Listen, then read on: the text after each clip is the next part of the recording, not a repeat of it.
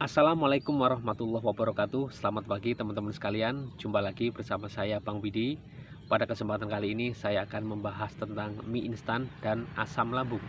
Jadi apakah boleh orang yang punya gangguan lambung seperti MAH, GERD, gastritis, dispepsia ataupun tukak lambung makan mie instan? Yuk kita mulai bahas.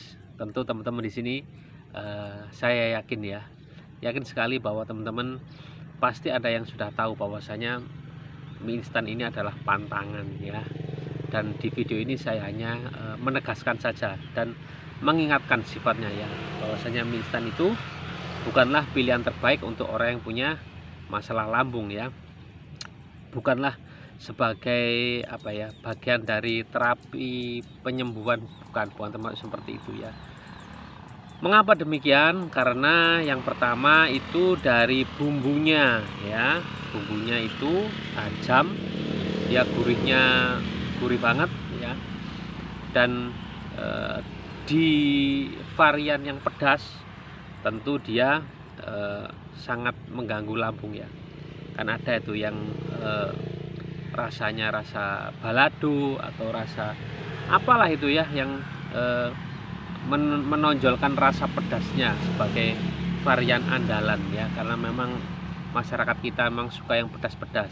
Nah semacam itu rasa pedas itu sendiri. Kemudian dari kuahnya atau bumbunya, kalau dari pendapat saya pribadi untuk mie nya sendiri itu bukan masalah ya. Nah, jadi kan mie nya kan sebenarnya nggak ada rasanya ya, hambar rasanya.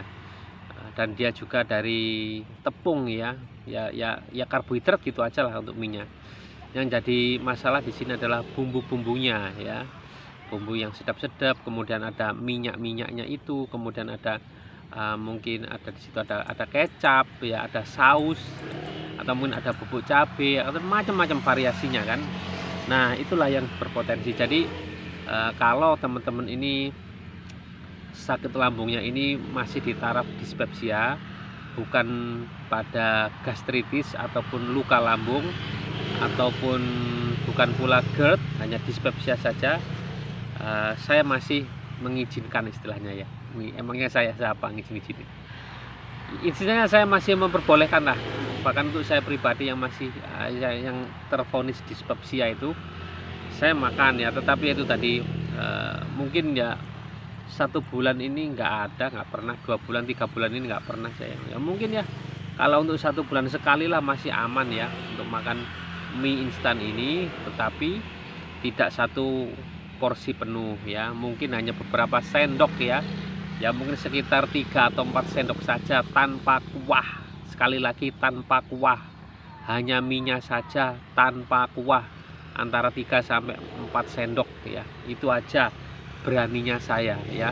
Selebih itu saya nggak berani ya, karena memang memang nggak berani aja ya, takutnya nanti jadi semakin parah ya. Jadi sia-sia proses perjalanan saya menuju kesembuhan, perjuangan saya untuk mengatur pola makan, ternyata harus saya rusak sendiri dengan keinginan saya untuk makan yang gurih-gurih sedap-sedap ya. Jadi itu saja ya. Kalau masalah lambungnya hanya sekedar dispepsia, hanya sekedar dispepsia saja ya. Ingat sekali lagi, kalau masalah lambungnya hanya sekedar dispepsia saja, 1 bulan sekali makan mie instan masih oke ya, asal nggak dihabiskan semuanya, maksimal ya 3, 4 atau 5 sendok saja, dan tidak pakai kuah. Dan yang paling penting, jangan pilih varian yang pedas. Itu aja ya.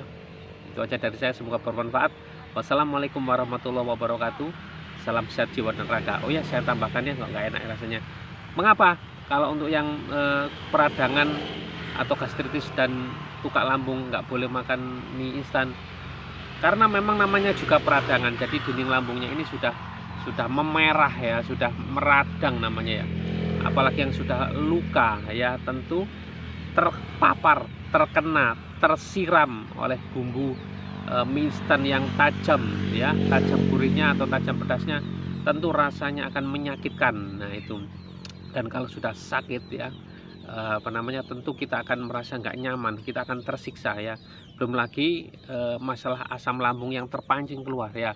Tersentuh saja kalau peradangan dan luka ya, peradangan atau luka tersentuh saja itu sudah sakit, apalagi tersentuh dengan kuah yang pedas, kuah yang tajam, itu rasanya bagaimana. Belum lagi direspon dengan asam lambung yang keluar, semakin sakit ya, bahkan bisa sampai kita sesak di dada, kesulitan bernapas, anxiety keluar, kepanikan, masuk UGD. Nah itu harus repot lagi ya. Itu aja ya pengulangan atau penegasan dari saya tentang mie instan ini, harap diperhatikan banget ya.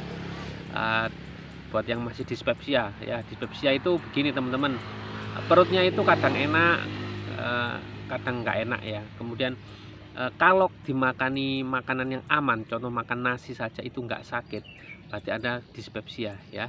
Hanya sakitnya kadang-kadang atau ketika cemas saja sakit, itu dispepsia, ada di situ ya. Jadi kalau apa namanya, ini kayak kembung-kembung saja ya, begah-begah saja, kemudian kalau dimakan ini tuh ingat, kalau dimakan itu nggak perih, nggak panas, nggak perih, hanya kembung-kembung saja, itu dispepsia ya. Perihnya nggak banget atau sedikit perih sedikit panas ya, itu ya. Terus kalau apa namanya, nggak dikasih makan ya, telat makan, itu rasanya kayak kembung, seperti itu dispepsia ya. Jadi bukan yang kayak muntah-muntah semacam itu, bukan ya, bukan seperti itu ya. Bisa jadi seperti itu kalau udah parah ya, tapi itu ciri dari dispepsia ya. Kalau sudah muntah-muntah, sering muntah-muntah, itu GERD ya. Kalau apa namanya, kalau dikasih makan apapun, bahkan dikasih air putih, itu aja sudah perih, sudah sakit, itu namanya sudah masuk ke peradangan atau gastritis atau luka lambung ya. Teman-teman coba cek sendiri sampai di level mana sakit lambungnya. Terima kasih sudah menyimak, mohon maaf, terima kasih sudah menyimak, maaf kalau kepanjangan ya. Wassalamualaikum warahmatullahi wabarakatuh. Tubuh sehat, ibadah juga lancar. Wassalamualaikum warahmatullahi wabarakatuh. Salam sehat jiwa dan raga.